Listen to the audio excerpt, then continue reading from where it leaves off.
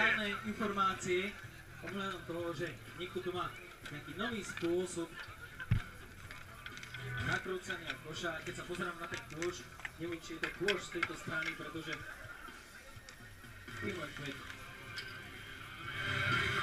vyzerá to tak, ako tí chalaniska to vode zamotali do nejakých otúzov.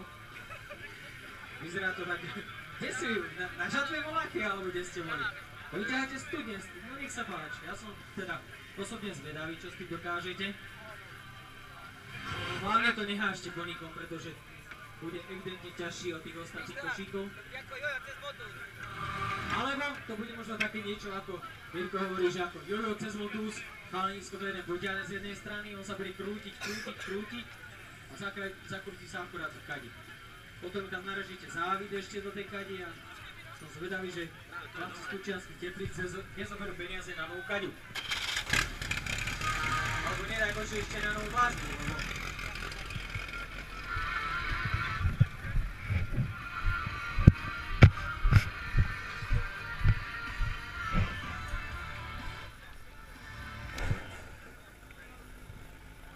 Henten nám tam zavadzia. Kto? Páni z Novej dediny, ultra nový košík, teda respektíve použitie nového košíka s nejakým obúzom. Na bielu. Takže keď sa vám páči, som ja osobne tiež zvedavý. Aj vy ostatní Lenočka, poď prosím ten nahod.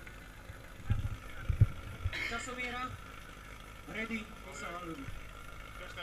Paťo. Môžeme? No. Pripraviť sa, pozor, štart!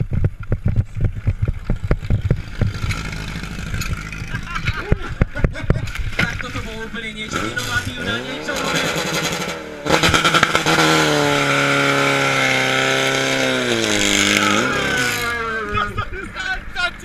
Ja osobne si myslím, že Peťo Bujna má určite niečo vo vrecku, aby ohodnotil aj týchto mládencov, pretože toto bolo niečo inovatívne. Chcel som povedať do mikrofónu, Braňo, kde sa ty ponáhľaš, prečo ty chceš robiť košík, keď nie si košíkár, ale toto